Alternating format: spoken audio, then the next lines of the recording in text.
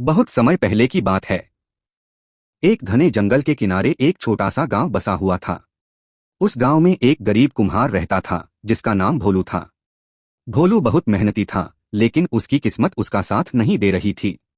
वह हर सुबह मिट्टी से सुंदर सुंदर मटके बनाता था, फिर उन्हें गांव के बाजार में बेचने चला जाता था। दिन भर की मेहनत के बाद भी वह मुश्किल से 2 वक्त की रोटी कमा पाता था। उसकी सबसे बड़ी चिंता यह थी कि उसके बूढ़े माता पिता अक्सर बीमार रहते थे और उनके इलाज के लिए उसके पास पैसे नहीं थे। एक दिन भोलू ने सोचा कि क्यों न कुछ नया किया जाए, शायद ऐसा करने से उसकी किस्मत बदल जाए। भोलू ने अपने सबसे सुंदर मटके में रंग बिरंगे कांच के टुकड़े भर दिए। फिर उसने उस मटके को अपनी झोपड़ी के बाहर सजाकर रख दिया।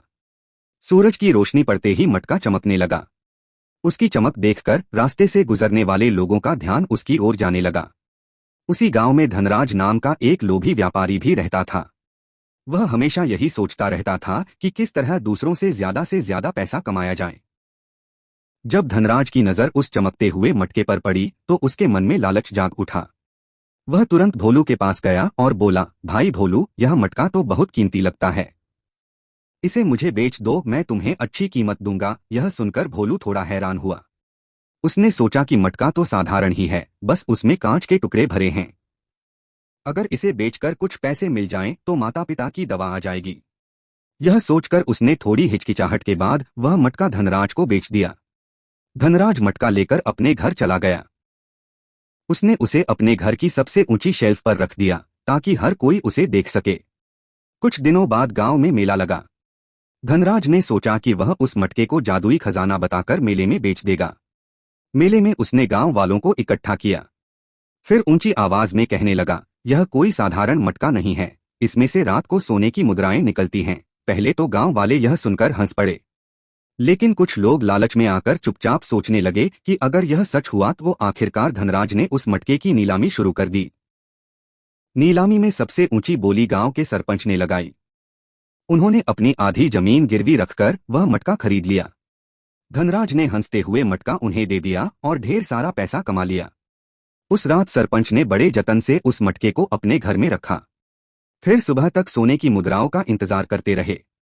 लेकिन सुबह जब उन्होंने मटका खोला तो उसमें सोना नहीं था, उसमें सिर्फ कांच के टुकड़े भरे हुए थे।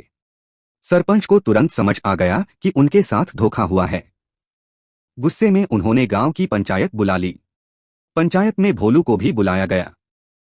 भोलू घबराया हुआ वहां पहुंचा और बोला, मुझे तो बिल्कुल नहीं पता था कि धनराज इसे जादुई बताएगा। मैंने तो इसे सिर्फ सजावट के लिए बेचा था। पंचायत ने जब भोलू की सच्चाई देखी तो उसे माफ कर दिया। लेकिन धनराज को बुलाकर पूछा गया कि उसने गांव वालों को धोखा क्यों दिया। पहले तो धनराज बहाने बनाने लगा, लेकिन आखिरकार उसे सच स्वीकार करना पड़ा। पंचायत ने फैसला सुनाया कि धनराज सरपंच की आधी जमीन वापस करेगा। साथ ही उसने जो बाकी पैसा कमाया है वह गरीबों की मदद के लिए देगा। इस घटना के बाद पूरे गांव में एक नई सीख फैल गई।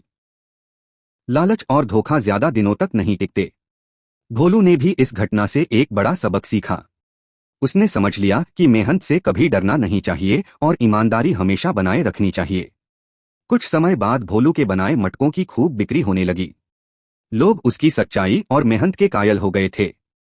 धीरे धीरे उसके माता पिता का इलाज भी हो गया और भोलू की जिंदगी पहले से बेहतर हो गई। आज भी गांव के बच्चे उस कांच के मटके की कहानी सुनते हैं। वे हंसते भी हैं और साथ साथ यह सीख भी याद रखते हैं कि लालच के जाल में फंसने से हमेशा नुकसान ही होता है।